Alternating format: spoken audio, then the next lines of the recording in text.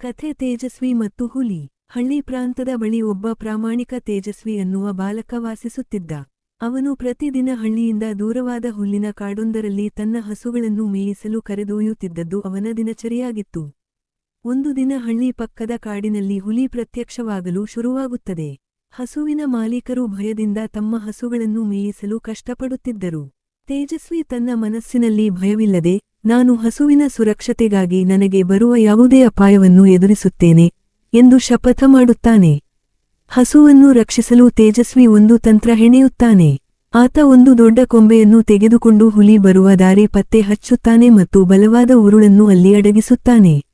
ಹುಲಿ ಮತ್ತೊಮ್ಮೆ ಬಂದು ಹಸುವನ್ನು ತಿನ್ನಲು ಪ್ರಯತ್ನಿಸುತ್ತದೆ, ಆದರೆ ತೇಜಸ್ವಿಯ ತಂತ್ರಕ್ಕೆ ಬಿದ್ದು ಉರುಳಿಗೆ ಸಿಕ್ಕಿಕೊಳ್ಳುತ್ತದೆ.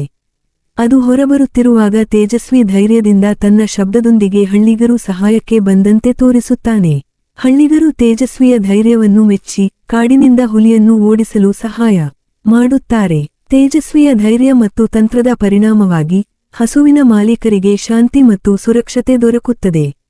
ಹಳ್ಳಿಯ ಜನರು ತೇಜಸ್ವಿಯನ್ನು ಪ್ರಶಂಸಿಸುತ್ತಾರೆ ಮತ್ತು ಅವನ ಧೈರ್ಯಕ್ಕೆ ಮೆಚ್ಚುಗೆ ಸಲ್ಲಿಸುತ್ತಾರೆ.